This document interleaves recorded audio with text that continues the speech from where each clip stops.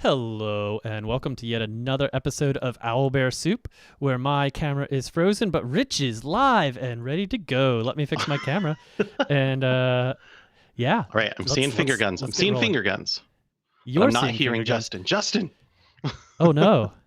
Oh noes! you've gone mute Uh, for me. I cannot hear. have I got? There we Am I go. still muted? Yes. Okay, cool.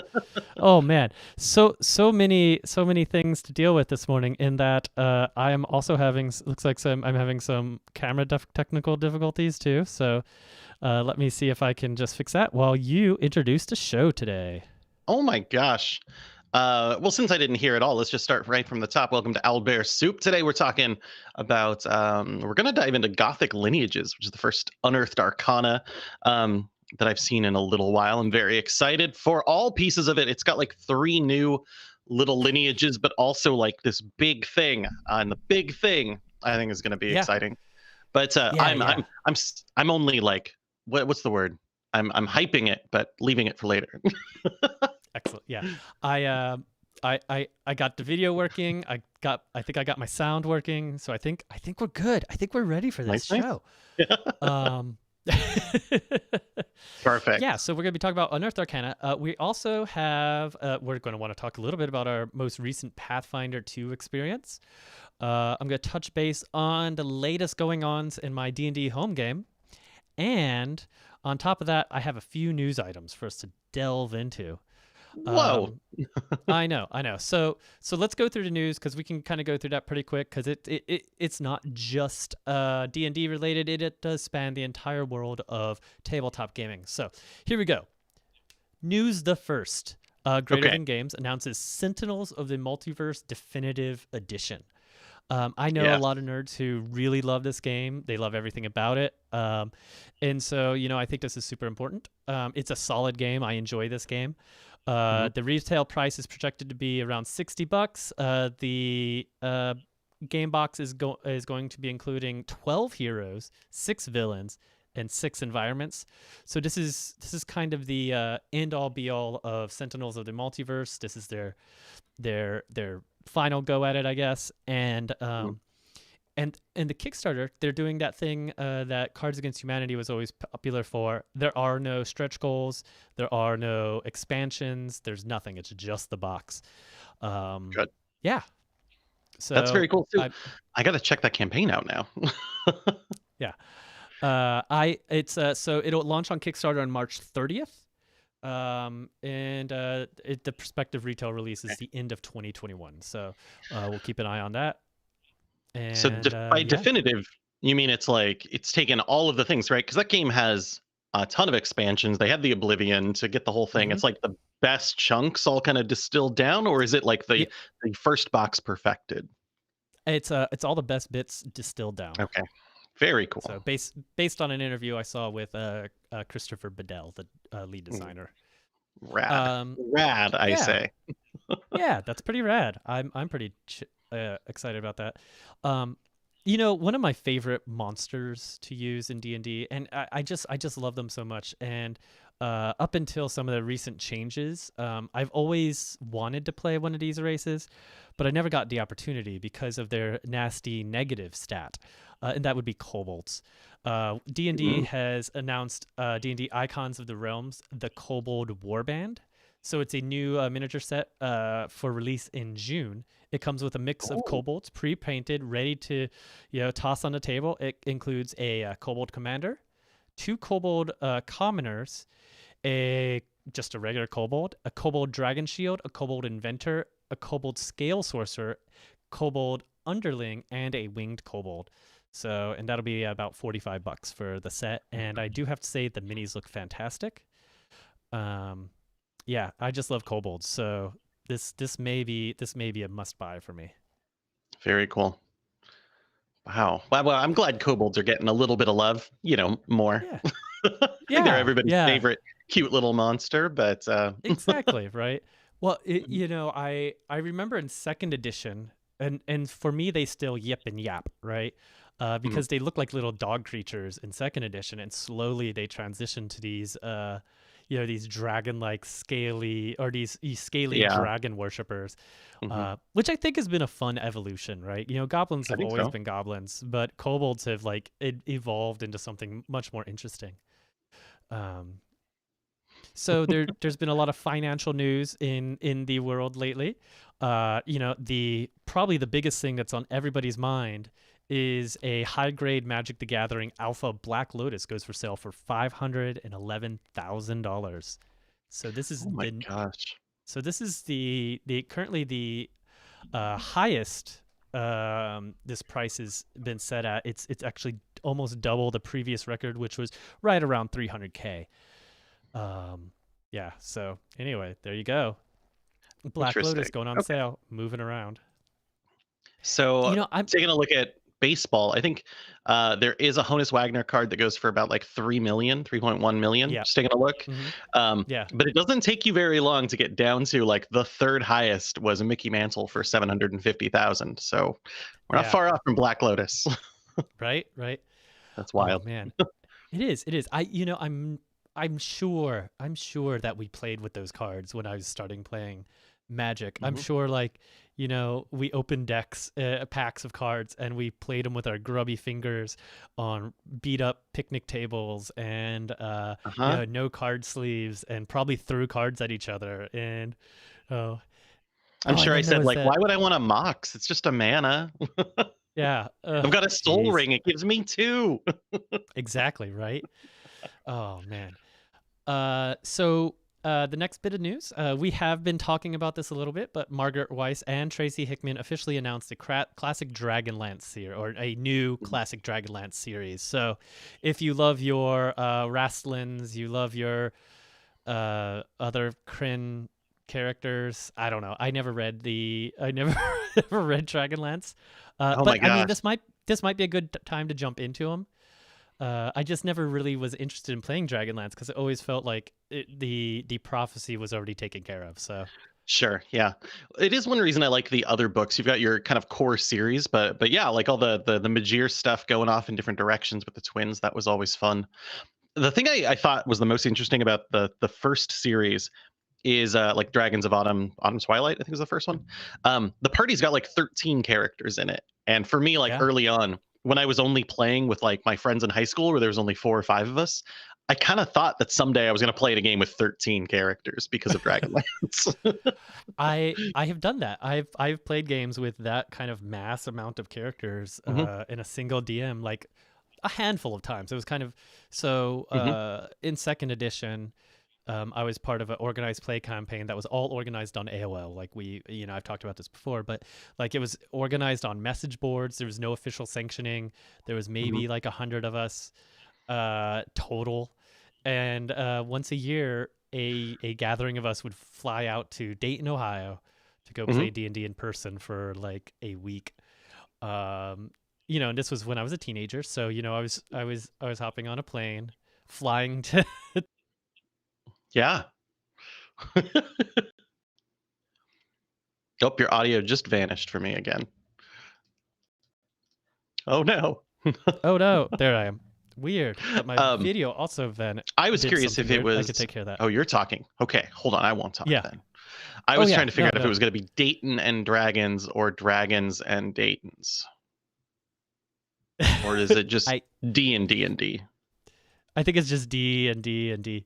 Uh, but what we did was, we would also often have these big epic style like endings or like daily adventures where everyone who gathered, and usually like only like 20 of us would get there, but all of us who gathered would. Uh-oh, what's going on?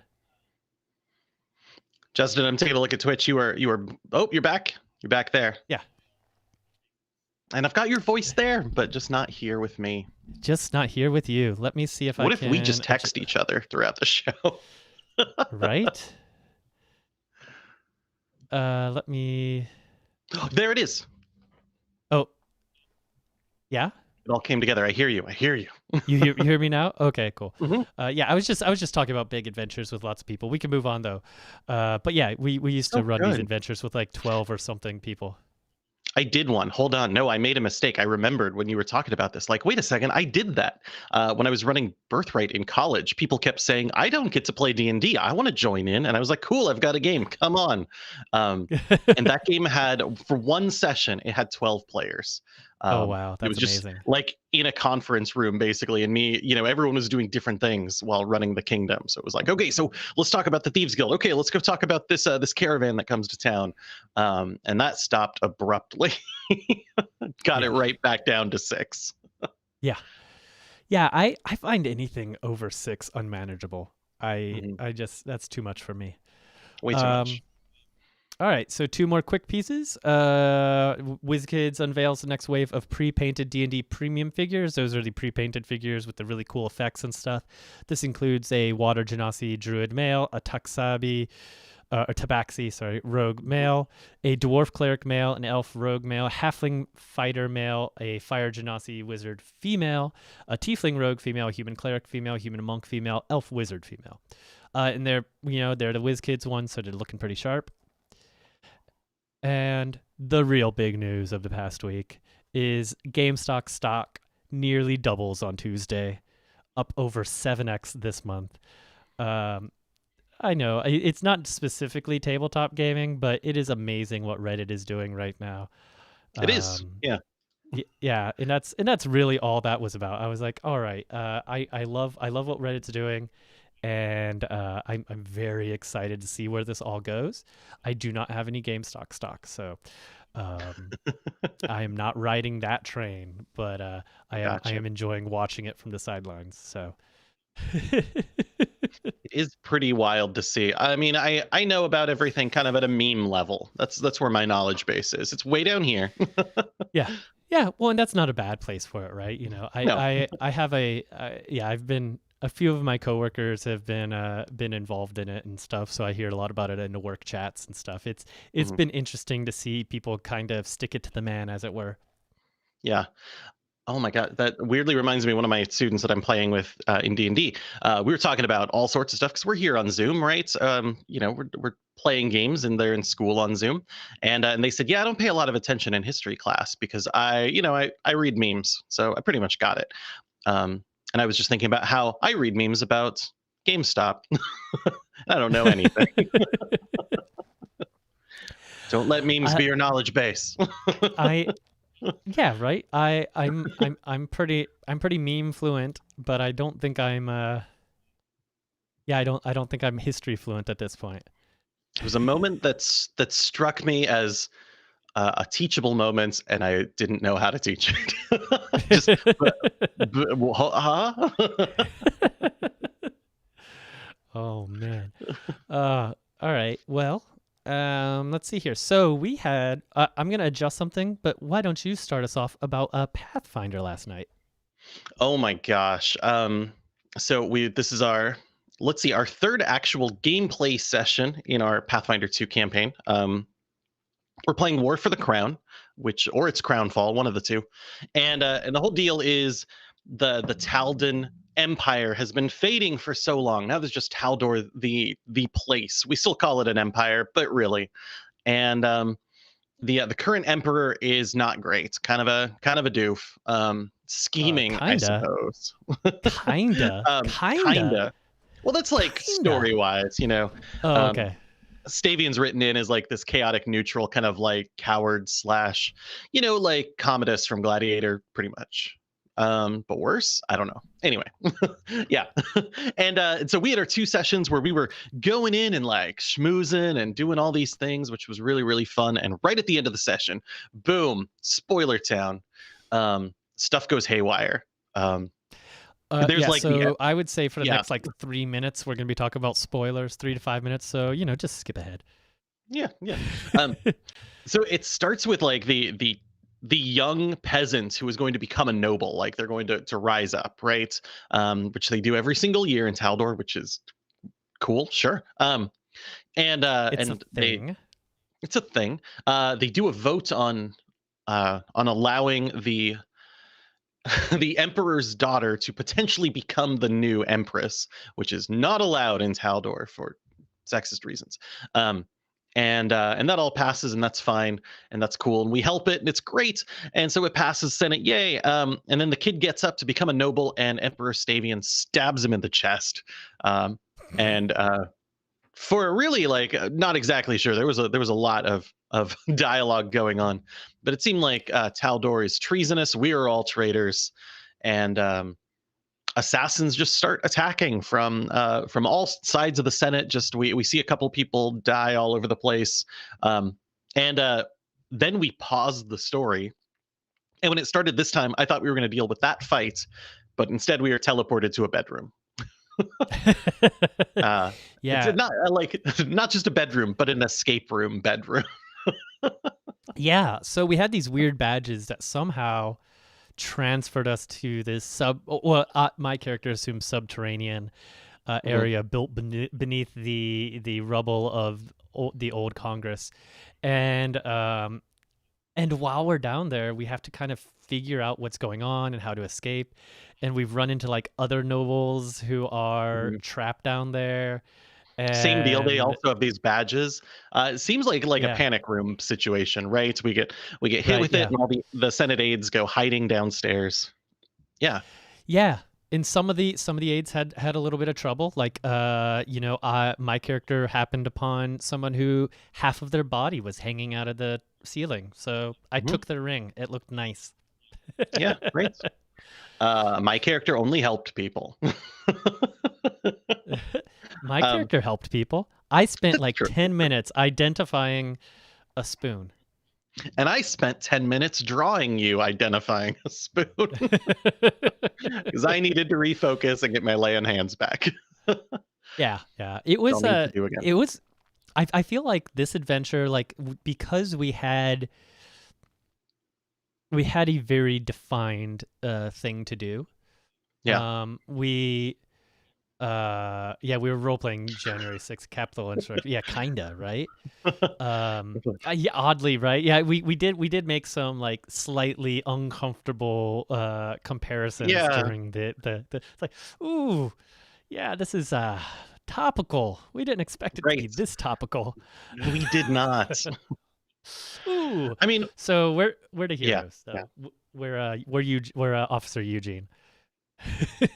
Oh, that's good. Yeah. um, um yeah, I already stopped one assassination attempt, and now who knows what's happening with the yeah, bees. should some reason my wizard not make it, I'm coming back as Officer Eugene. Oh, that's good. That's a very good move.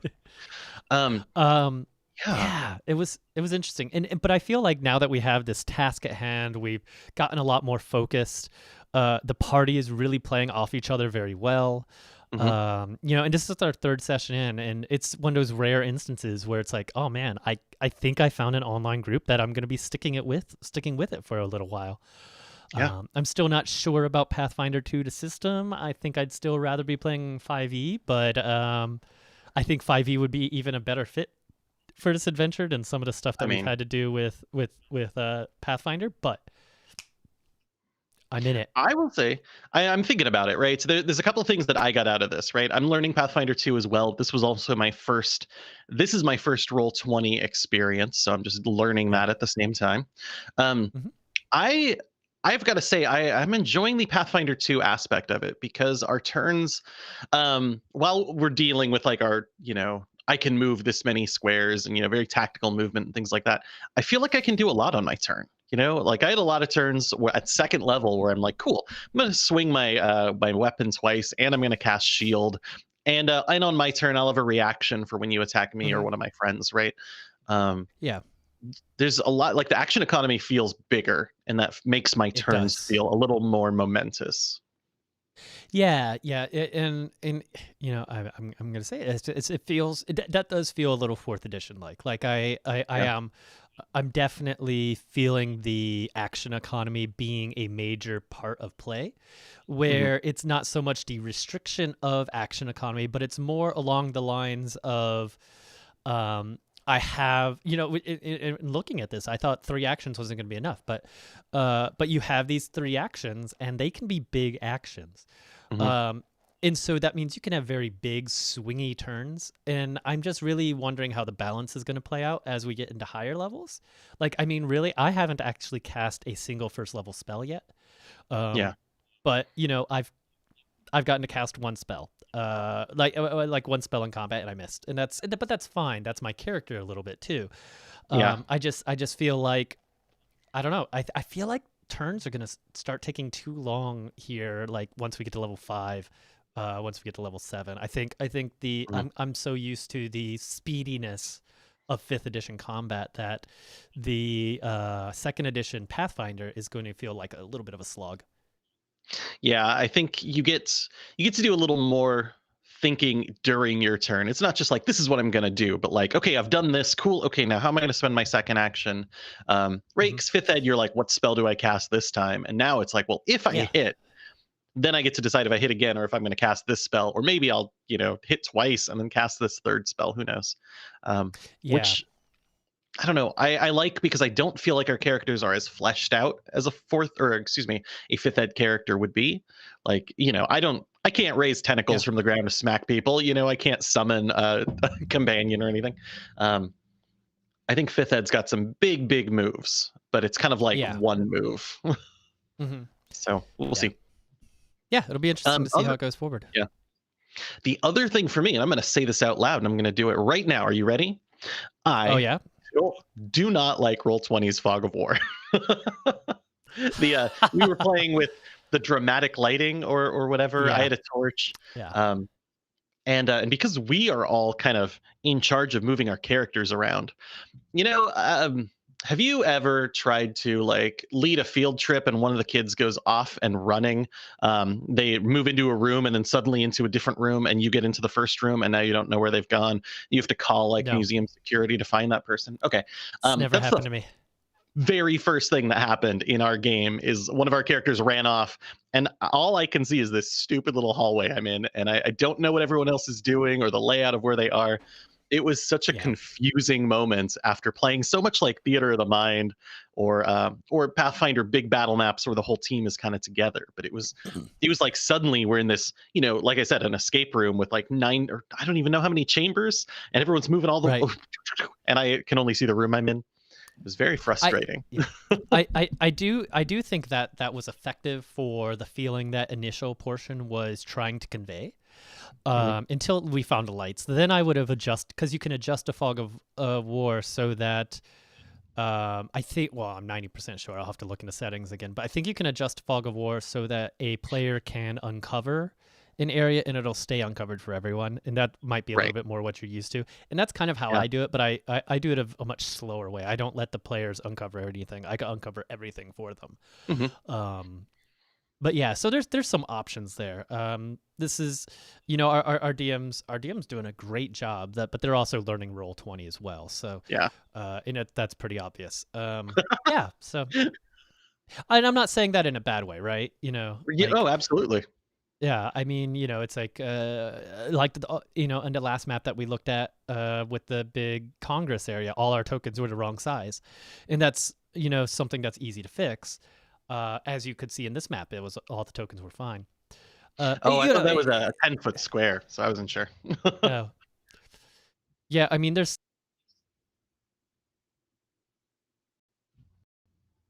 You're gone again. Oh no. It seems like you know. Perfect. I think yeah. that my There we my go. biggest So thing was my audio um should was be just that it coming was back soon. jarring. It was just a new experience. I'm still in there with Roll 20 on Pathfinder 2. Like, okay, so when I'm gonna roll my attack, I'm gonna click this button and then this button. Okay, silence tells me I'm probably okay, and then I hit it and see what happens. There you are. I can hear you. Um, Oh, good. but um, but yeah, it was just such a strange effect that I have not seen in a game. Like even when I'm at the table drawing out a map, if I want it to be secret, I'll like cover pieces up with paper, but I can Right. still see where I've been. And if one of my companions goes into a room, I get a sense about what they are. It was just it was the least amount of information I've ever had playing an RPG, and I felt just so lost. I'm just working on getting my video back, and there it is. All right. I think I know what's going on. I think one of my USBs are a little loose, and when I get excited, I shake everything. and then I Oh, knock it out. So I'm going to be making some minor adjustments to the way I'm set up here. But yeah, I yeah, I don't know. I got it's dis- okay. I I got I got distracted by USBs and stuff like that. So 1 second. I think it is a thing I'm going to get used to over time. Is just dealing with how Roll20 works and how that kind of like tactical lighting. It is kind of cool. I'm going to say it to have those Yeah. changes, but it is terrifying is a very good word for how I felt during that. Like I don't know, are there monsters over there? I don't know.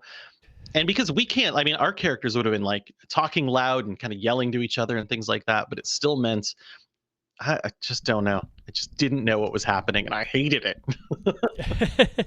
Well, and yeah, and I think for that initial bit, I think that was part of it, right? You were supposed to feel a little lost. You were supposed to feel Mhm. very confused. Yeah. Um, yeah. So But I guess even in the second part, like I come out the hallway and someone has already gone down this doorway in the next bit. Like yeah, people keep saying which door? I don't know. yeah. The one at the All top right. left, where is that? I can't see that hall. It just Cool. I felt so slow.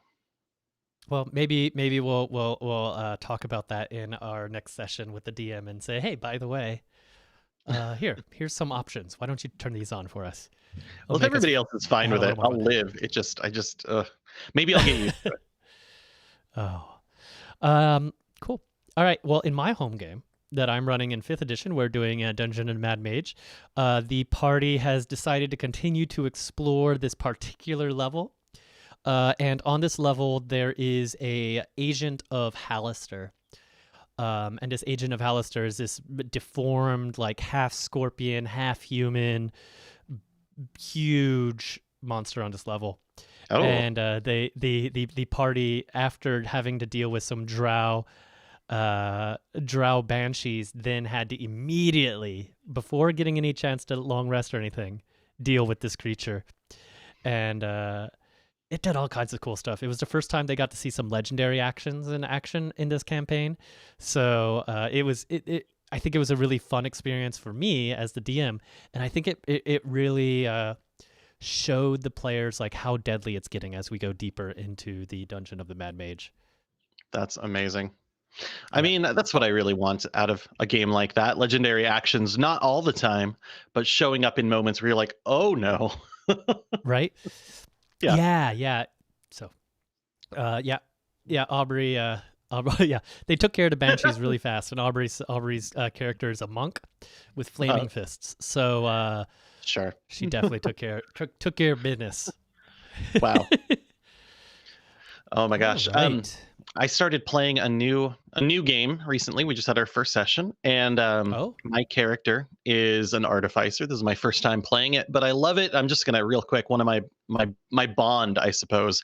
I'm the school teacher in this like western town, and so my bond is like protect the children.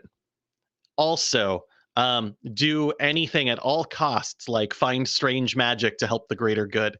And those shouldn't be in the same sentence. I don't think it's like no. it's like it's like Doc Brown as a school teacher is kind of where I'm at, and those should be two separate jobs. Yeah, those should not be wrapped together at all. Oh So none of the kids can no. go upstairs to the alchemy lab I've got set up. Oh no. Oh man, that's so good. It's gonna be a Oh fun game. yeah, sounds good. All right. Well, should we get into the topic du jour? Let's do it. Let's talk about some unearthed arcana, specifically is this the first unearthed arcana of 2021? I think it is. Yeah. Yeah, that's awesome. So this is going to be Gothic Lineages. We don't know what book this is for or any of that jazz, but we do know it's Gothic Lineages. Maybe we're Mhm. going to go back to Ravenloft. Maybe we're going to explore the Shadowfell. Yeah. Whenever, Not sure. yeah, there's a couple of options. I know Shadowfell could be an option because they did bring Shadowfell into 4th edition, and that's when they brought in the Revenants, which is Oh, not one okay. of the creatures highlighted here. Well, let's talk about these races. We have the Damphir, which is the half vampire type of character. We have the Mhm. Hexblood, which is related to hags. There we go. Right. Yep. Yep. And then the reborn, which is essentially the zombie meets revenant thing. Right? Exactly. All right. So So these are great. I really like this. But yeah, and I think this kicks off with, I think, one of the most important chunks of text is talking about creating your character. So whenever you create a character we need to limit lineage options here, follow these additional rules. So you increase one ability score by 2, a different one by 1. Your languages, they can read common plus any other language that you and your DM agree on. So pretty normal things, but this is kind of like the new style of races we're starting to actually see in the wild here. They're introducing new races with this. So, and then the creature type, everything's included in your description. Some creatures can have more than types. And then it goes into the design notes about the changes to racial traits, which is more steps towards where they're going with races. And I really like this section. I mean, what we're seeing here overall is, there's a spot where it says when you're creating one of these characters, you could have been a Goliath before, but by adopting this lineage, you are changed. You become something different. Which I like, but still that calls forward to this, we're going to be able to have these ideas in whatever story we want, right? So the lineage and all these other stats and things are going to be totally separated from each other. I'm a fan of that idea overall. I mean, it's got the ancestry ideas from Pathfinder 2 in it. But I like it because it becomes a choice, like a separate choice. You decide to do these things, which I like. Yeah. So let's dive in. So starting with the Dhampir, poised between the worlds of the living and the dead, Dhamphirs retain their grip on life, yet are endlessly tested by vicious hungers. So they're essentially vampires. Yeah, but not completely over there.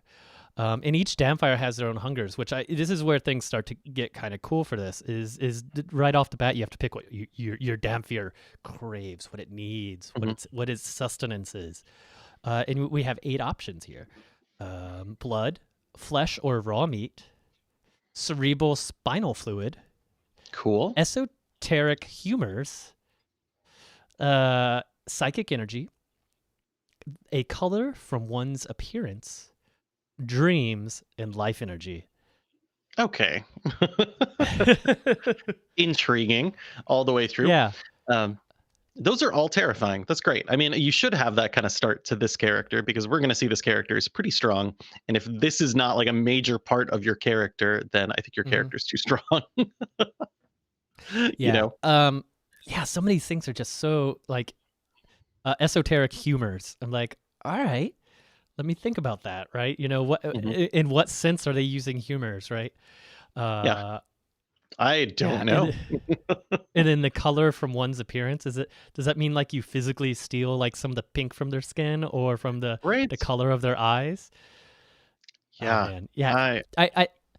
I hope whatever book this comes out in, they expand upon that a little bit. I agree. Yeah, this whole section I feel like could use a little bit more because it talks about resisting and it talks about overindulging and how that does some stuff. I want to know what all that is because those rules should be a part of what this character is about. Exactly. That being said, I love these origins in the next section, so we're doing good.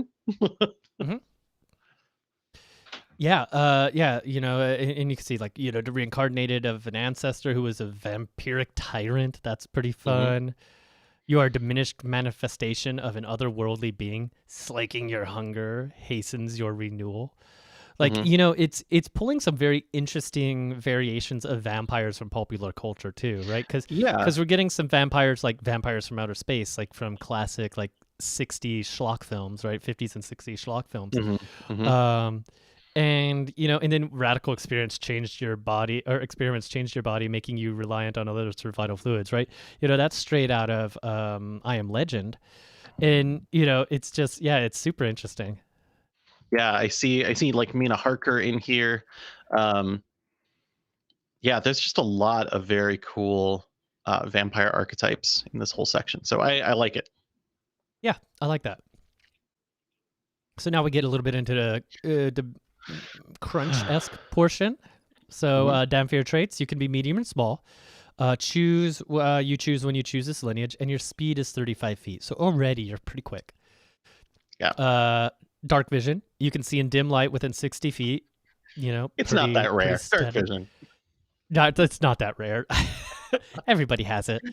Everybody's I'm got good it. at everything. Uh, I'm good at everything, but everybody has it. oh wow. Oh wow. Do we need to take a little sidebar? That was one of my kids made a custom race on D&D Beyond, which is fantastic. And it's a work in progress. This is draft number one, and they are good at everything. They've got they've got wings that let them fly real fast. The good at everything is really fun, but I love like Yeah. it says they get dark vision. It's not that rare. Everybody's got it. Everybody's got dark vision. It's not that I rare. love that. It's so good. Oh man. Oh geez. All right. You also get spider climb, so you have a climbing speed equal to your walking speed. You have your vampiric bite, which does 1d4 piercing damage on a hit. And you use your con, I believe, to make the attack. Yeah, it's You con. add your con modifier to the attack and damage rolls. And then when you bite a creature, you have two options. You can either regain hit points equal to damage dealt by the bite, or you gain a bonus to the next ability check or attack roll you make. The bonus is equal to the damage dealt by that bite. Now we were having a lovely discussion about this very specific trait. Let's start with vampiric bite. We were. You have a very specific discussion about vampiric bite, Yeah. and the discussion was, does smite bite work? Right. So I've been trying to and find also the sneak attack best. bite. Right. Sneak attack does not, right? Let's take a look at this, right? Sneak attack requires you to be using a finesse weapon. Can't That's finesse done. natural weapons, Can't. done. Oh, go However, ahead. the assassin will always get a critical hit if they can attack someone. So the Dampier assassin super bite is possible. That is one way to get a more powerful bite, but I think that's pretty narrow, and you're losing out on sneak attack, which is why you're doing this in the first place, right? Let's see here. Can your natural weapon, melee weapon, which you are proficient, you add your con modifier. It doesn't limit this to once per round, right? It does not. All right. So my thought here, and in this portion, we knew it was going to be a little bit of a tangent, because that specific power is very interesting. And I think with some of the optional rules, it gets even more interesting whenever you are a monk. I mean, that's fair. Yeah. So ready? So a dedication weapon, second level monk feature. You train yourself to use a variety of weapons as monk weapons, not just simple melee weapons or short swords. When you finish a short or long rest, you could touch one weapon, a natural weapon even, like your teeth, focus your key on it, and count that weapon as a monk weapon until you use this feature again. I guess Wow. it's not a simple or martial weapon, though. Oh, no, it counts as a simple. It is simple. Yep. Yep. So that's fun. Oh, you have bumped your thing, I think. Your USB, maybe. I was looking at other options. So beyond just the monk, which is a fantastic way to just power up your bite a little bit, right? But once you get to higher levels, by a whole lot. You are totally right that some of the smites work. Like I think the Searing Smite spell, for example, causes the attack to do additional damage, additional fire damage or whatever. But the Smite ability for the Paladin is real specific. I mean, here's what I'm looking at with this one is having a small like Dampier ability that seems innocuous. You heal a D4 plus your con modifier. Oh no, maybe you crit and you get like twice that. That's a healing potion. But if I can somehow manage a way to heal myself for 50 points or something in a round, That leaves that Goliath, wave off a D12 damage in the dust. That's ridiculous. It's huge. So I want to see if we can break it. The Divine Smite ability for Paladins is where we test this finally. It says, you can expend one spell slot to deal radiant damage to the targets in addition to the weapon's damage. So if it's in the bite damage, does it count? Would you heal that or would you not heal that? And I don't know. I don't know the answer to that. I think because it says in addition, I would almost argue that you do.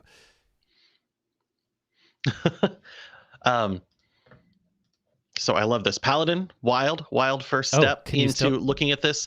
Rogue not working out. Monk would be a lot of fun. I am feeling some. You're back. You're back. Oh, okay. So you can hear me now. Sweet. Yes. And you are back on the stream shortly. Yeah. Well, we hope so.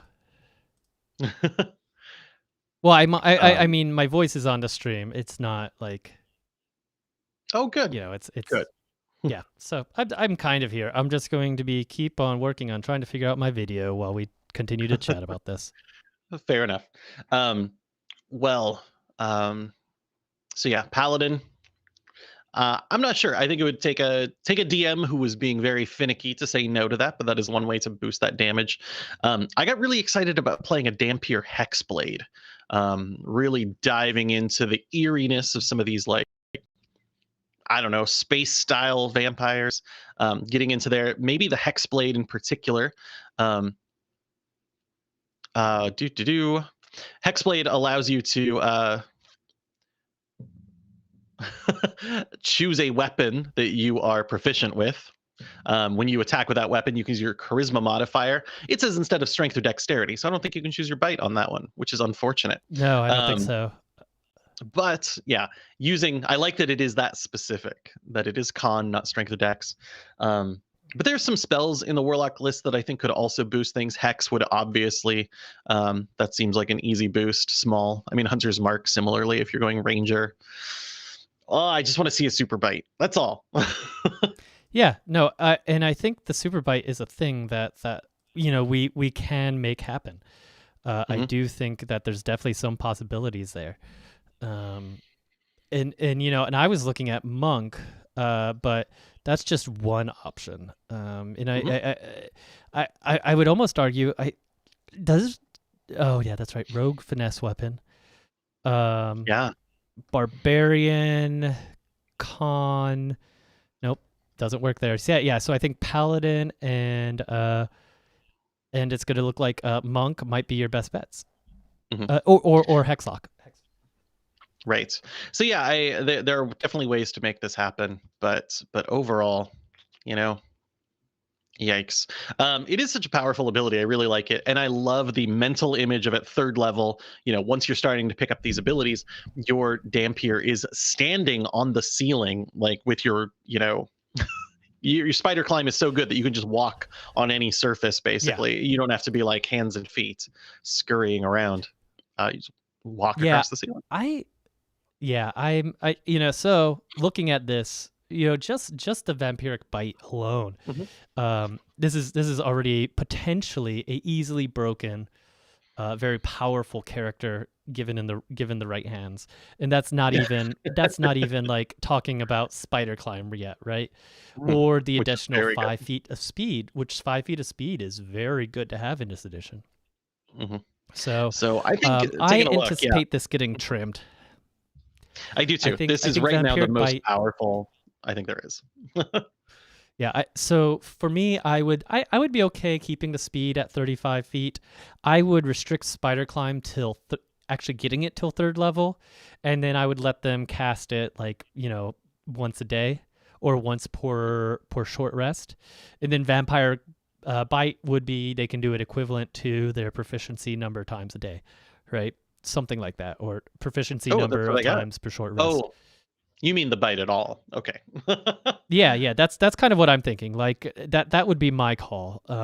Like spider climb, like once per short rest, because it's cool, and we do want a little bit of power creep.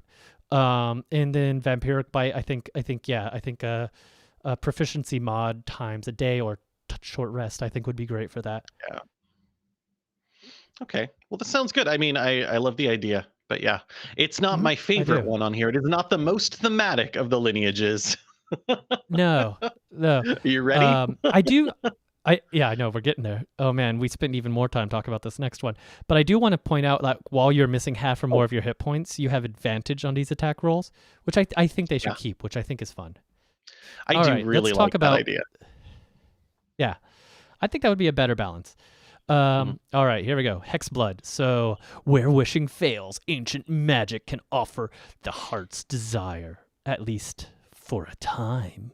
Um, Hexbloods are, they're infused with Eldritch magic, so they're already lending themselves very well to being, not sorcerers, warlocks. But they are the heir of hags. So, um, yeah, essentially, this is like you may be on your way to becoming a hag. You may have bargained with a hag. In hag. In fact, if you look at the hex blood origins, that gives you a little bit more idea Mhm. of what kind of cool characters you can build with this. Yeah. Um, yeah, like even I kicking off with the love. first one, Oh yeah. seeking a child. Your parents made a bargain with a hag, and you're the result of that arrangement, right? Mhm, Oh mhm. man, so good. I love that you've got this hag-like feature listed in Aravags. Like, you may have the unusual crown, like the Elder Cross, Mm-hmm. that just is this living, I don't know, root system around your head, um, Mm-hmm. extending from their temples, wraps behind the head, so that they can always kind of see it. I love that. That is eerie, Yeah. Right? Yeah. and some people No, could I try to am. hide it, but yeah, Why? Why when you're on awesome hex why? blood? All right. I mean, true. So here we go. Hex blood traits. It's both Fey and humanoid. You could be I love medium the or both. small. Yeah. Oh, you could be both Just Fey means and humanoid, not Fey or humanoid. Yeah. right. Yeah, just because it means that you are still susceptible to certain effects, like I can still cast hold person on you, things like that. Yeah. And then let's see, dark vision, of course, because everyone has dark vision. Of course. Fey resilience is nice. You have advantage on saving throws to avoid or end the charmed condition. I don't think that's horribly strong. I think that's kind of nice to have. I agree. Hex magic. You can cast the disguise self and hex spells with this trait. Intelligence, wisdom, charisma is your spell casting ability for these spells. Once you Choose whatever cast you're either of hot these in. spells with this trait, yeah, you can't cast that spell again until you finish a long rest. You can also cast these spells using any spell slots you have. I would almost shift this over to short rest, but I think that's pretty solid. That's fun. I like the I disguise agree. self aspect that helps with the crown. All That's right, true. That's a good this is point. my favorite. Oh Uh, yeah. this is my favorite magic token. So this is where my creativity, my daydreaming really began. Was when I read this magic token thing. So Hmm. as an action, you can harmlessly pull out one of your nails, a tooth, or a lock of hair. This token is imbued with magic until you finish a long rest. While the token is imbued in this way, you can use an action to send a telepathic message to a creature holding or carrying the token as long as you're on the same plane or within 10 miles of it.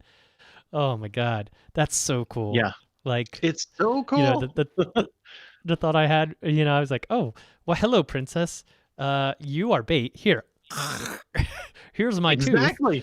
Uh Uh-huh. just hold it close to you and Hmm. you'll know when we're coming." Don't lose it. Oh, here, let me wipe that Don't off a lose little bit. this. Okay, here you go. Yeah. Yeah. um, so gross, so cool. I also love that you can like trance to focus on it, and you can use your senses from wherever it's located. I love Yeah.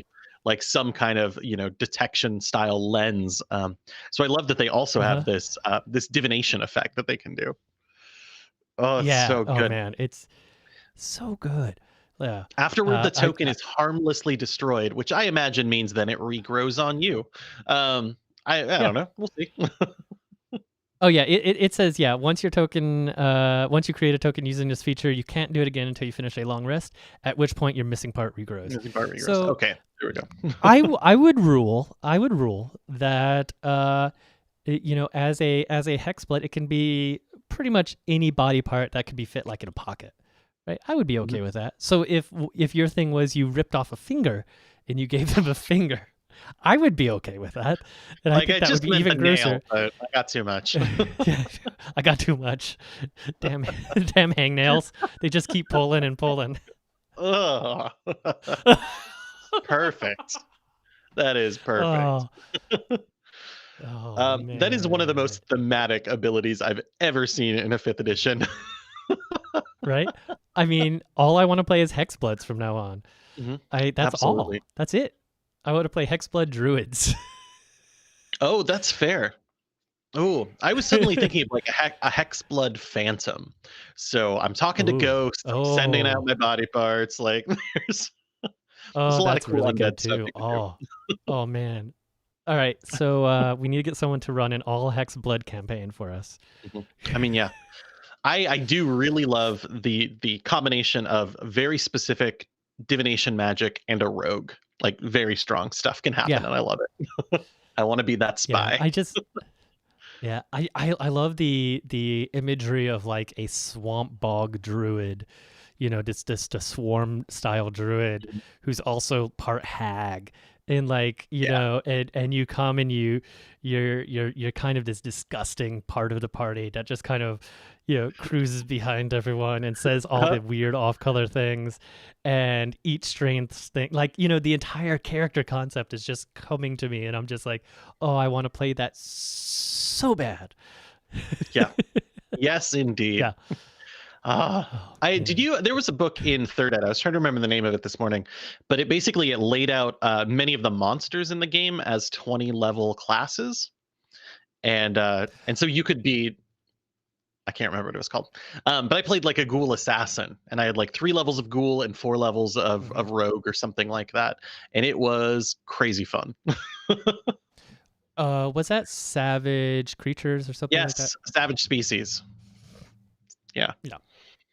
Changed the game a whole lot. We did a whole campaign with it, and it was fun just to see everybody like kind of dive into the more monstrous aspects of these characters. Like that's what we've got here. It's really nice. Yeah. Yeah. No, it's really fun. All right. So, and then the last one is the Reborn. This is the one that Mhm. that we both had a little bit of trouble with. Yeah. It feels like the most, or the least inspired. But here we go. The Reborn. Death isn't always the end. The Reborn exemplify this, being beings who have died yet somehow still live. Uh-oh. Um, yeah. I don't know. Even the like kind of intro to it just felt a little lackluster in Well, comparison. yeah. Um, It seems like they're trying to drag together a lot of different ideas, right? Like you mentioned mhm. Revenant earlier. When I saw the Reborn, I immediately thought Frankenstein. Um, but if they're Yeah. also trying to get this Revenant aspect to it, then it's got to be pretty broad. So I Yeah, wish I had a little more and focus. it does. It seems like it's trying to be both a Promethean and a Revenant. Uh-huh. And I wish we would get Revenants because I enjoy the idea of a creature that is fueled by rage and vengeance, but somehow becomes a hero to help like settle its own soul. And then I love the Promethean, the creature created from dead body parts and sewn Uh-huh. together. And then the question is, does it have a soul, right? Because, you look Yeah. at the Promethean, it's a little bit different than your clay golem. Right. hmm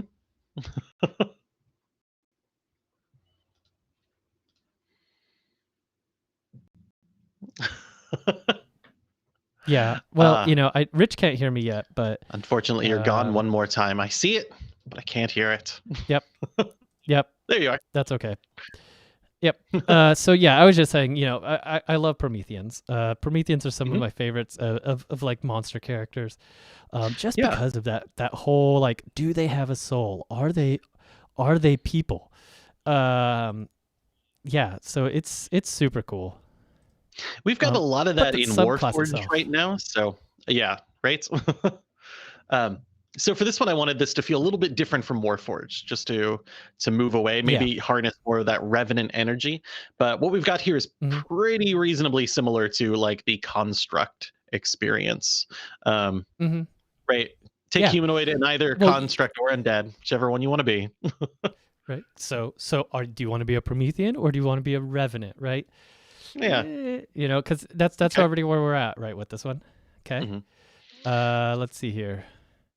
Dark vision, Oh cool. no, that's faded mirrors. Everybody's So you got it. get dark vision. Everybody's got it. Then deathless nature. You have escaped death and fact represented by the following benefits. All right. You have advantage in saving throws against being poisoned. All right, dwarf.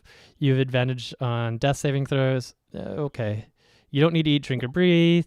You don't need to sleep. Magic can't put you to sleep. 4-hour long rest. And then knowledge from past life. You temporarily get sporadic glimpse of past faded memories from ages ago. When you make an ability check that uses a skill, you can roll a d6 and add that to the number. You can use this feature many times. So it doesn't feel like a Revenant. It doesn't feel like a Promethean, even with the knowledge from past life, which is, I think, a cool idea. Yeah. Yeah. I But want more it from it. doesn't. It feels very limited. Hmm. Yeah. Yeah. And I feel like if they wanted to go a little more undead, like, not that I'm saying this is bad, but I just looking at this, I think it's the least well thought out. I think it's the least fleshed out. And I think it Yeah. should be divided into two different aspects. We should have our Promethean. We should have our undead.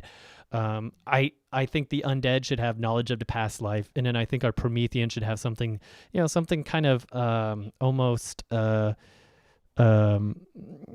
even Warforged or Goliath like, where they can just shrug off Right. damage.